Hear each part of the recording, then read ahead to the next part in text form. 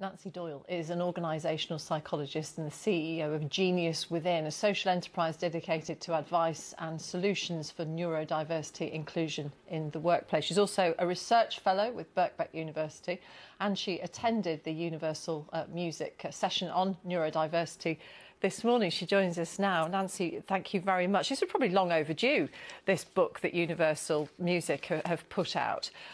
How helpful, though, are labels like neurodiversity? Because don't they make people feel other when they're not?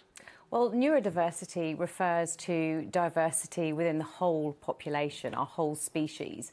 The neurodiversity movement is really the idea that difference is normal, that variety is good.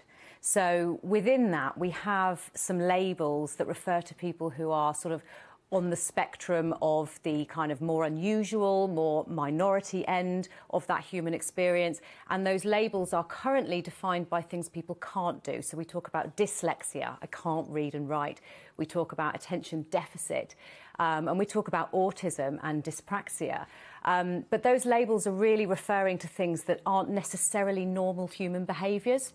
So the neurodiversity movement wants to sort of bring all that together and change our opinion from thinking about everybody needs to be a generalist to it's okay to be a specialist. It's not that much of a minority, though, is it, to be neurodiverse as opposed to neurotypical. It's just that society has organised it around those who are neurotypical, who can sit for 8 hours and do administrative tasks. So what sort of structural change is required? Well, we need to get more flexible about the way we let people demonstrate their success. We need to be more inclusive of the use of assistive technology. So, for example, within our society right now, it's perfectly possible that within the next 20 years, being an accurate speller is going to be an obsolete skill. Because we have so much good technology. So it's really about schools and businesses embracing technology, embracing different ways of working, and noticing when the things that we consider to be normal presentation or communication are actually not necessarily related to the job.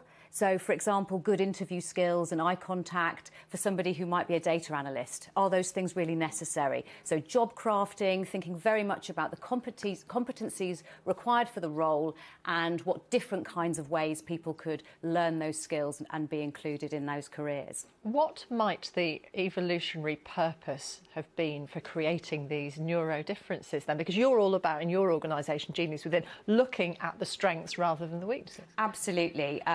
We've really pioneered the idea of positive assessment. So rather than creating a diagnosis based on what you can't do, we try to look at both sides of the coin and, not gloss over people's difficulties because wrongly or rightly, those things are required in our society and it is very difficult if you're not an expert at sitting still and concentrating. We have to acknowledge that. But within the kind of focusing on the positives, what we're able to do is sort of enable people to reframe and to sort of think about their potential and what they could achieve in life. Dr. Nancy Doyle, it's been good to talk about this further. I'm sure we will at some point, but for the moment, thank you very much. Thank you.